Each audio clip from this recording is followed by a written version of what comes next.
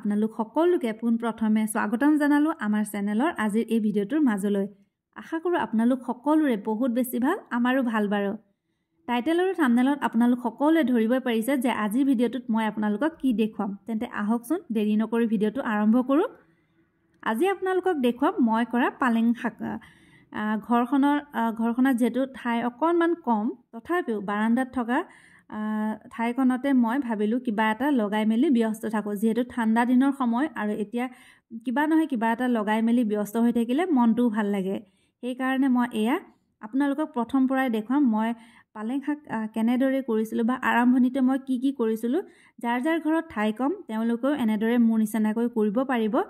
আৰু এয়া আপোনালোকক প্ৰথমতে মই দেখুৱালোঁ মাটিখিনিকে দেখুৱাইছোঁ। এইখিনি হৈছে মই মাহঁতৰ ঘৰত যিহেতু ছাগলী আছে আৰু ছাগলীৰ গঁৰালৰ তলৰ যিখিনি ছাগলীৰ গোবৰ সেইখিনি জমা হৈ থকা মাটি মই এভাগ আনিছোঁ।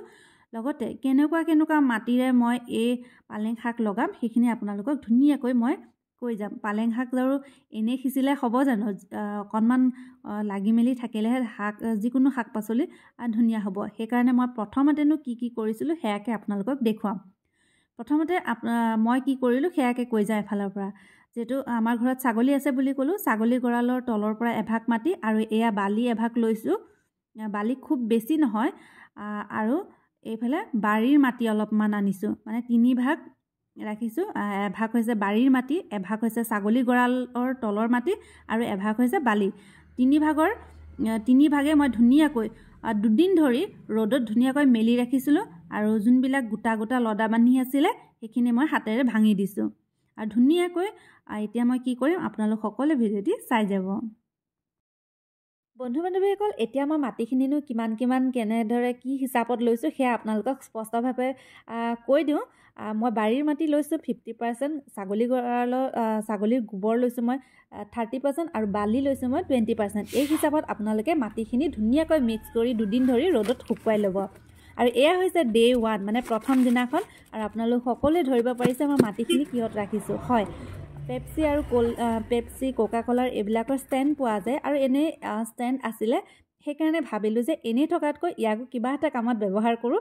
আৰু এয়া আপোনালোকে দেখা পাইছে মই পালেং শাকৰ গুটি বজাৰৰ পৰা মাত্ৰ 5 টকা আনি আগদিনাখনে তিয়াই ৰাখিছিলোঁ। আৰু আপোনালোকেও এনেদৰে পালেং শাকৰ গুটিখিনি প্ৰায় 24 ঘণ্টাৰ বাবে তিয়াই ৰাখিব আৰু ধুনীয়াকৈ পানীখিনি চেকি এনেদৰে বাতি এটাত লৈ ল'ব। আৰু এয়া সকলোখিনি ৰেডি হৈ গ'ল। মই মাটিখিনি মই এটা বস্তা ষ্টেণ্ডটোৰ ওপৰত বস্তা এটা পাৰি ধুনীয়াকৈ মাটিখিনি দিয়াৰ পাছত এয়া গুটিখিনি সিঁচি দিছোঁ। আৰু বাকী মই কি কেনেদৰে কৰিছোঁ বা কেনেদৰে মই যতন লৈছোঁ সেয়া আপোনালোক সকলোৱে ভিডিঅ'টি শেষলৈকে চাই থাকিব আৰু তেতিয়াহে ভালদৰে গম পাব। তেতিয়া ব'লক ভিডিঅ'টোৰ মাজলৈ আগবাঢ়োঁ। আৰু এয়া গুটিখিনি সিঁচি হৈ গ'ল। এতিয়া মই অকল সিঁচি দিলে জানো হ'ব, তাৰ ওপৰত অকণমানকৈ মাটি মই এতিয়া ওপৰত দি দিম। আৰু লাহে এনে গুটি সিঁচাৰ দৰে মাটিখিনিও মই এনেকৈ সিঁচি দিম। আৰু পাৰিলে হাতেৰে অকণমানকৈ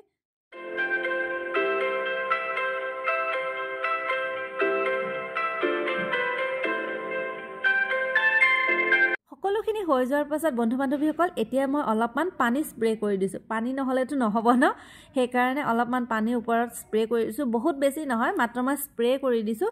আৰু আজিৰ ভিডিঅ'টোত মই আপোনালোকক দেখুৱাবলৈ চেষ্টা কৰিলোঁ যে এই শাকখিনি কৰিবলৈ মই কেনেকুৱা ধৰণৰ মাটি আৰু কিমান পৰিমাণৰ মাটি লৈছোঁ বা কিহত কৰিবলৈ লৈছোঁ সেইখিনি আপোনালোকক স্পষ্টভাৱে দেখুৱালোঁ। আৰু আজি হৈছে Day 6 আৰু এয়া চাওকচোন মাত্ৰ 6টা দিনতে ইমান ধুনীয়াকৈ শাকখিনি ওলাই পৰিছে। আৰু মই সদায় পানী স্প্ৰে কৰি দিওঁ, খুব বেছি পানী নিদিওঁ। আৰু মই এই ষ্টেণ্ডটো ক'ত ৰাখিছোঁ আপোনালোক সকলোৱে প্ৰথমতে ধৰিব পাৰিছে। বাৰান্দাত ৰাখিছোঁ যিহেতু, আৰু ৰ'দ বতাহ ধুনীয়াকৈ সমানেই পায় আৰু সেইকাৰণে খুব সোনকালে শাকখিনি ওলাই পৰিছে। আৰু এয়া চাওক মই পানী স্প্ৰে কৰি দিছোঁ। সদায় মই দিনটোত এবাৰকৈ পানী দি যাওঁ। আৰু আপোনালোকে সকলোৱে ধৰিব পাৰিছে শাকখিনি খুব ধুনীয়াকৈ ওলাইছে।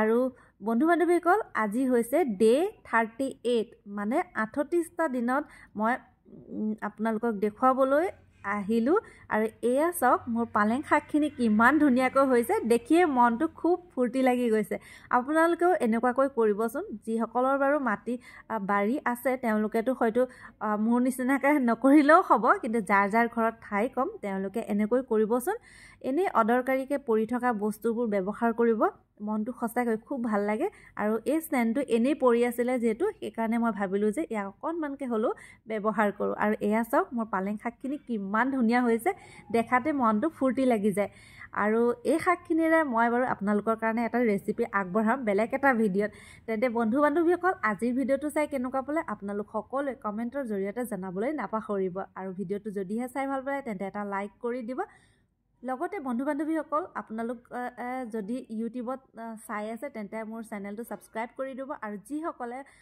ফেচবুক পেজত চাই আছে তেন্তে মোৰ পেজটো আপোনালোকে ফ'ল' কৰি দিব আপোনালোকৰ মৰম আশীৰ্বাদখিনি মই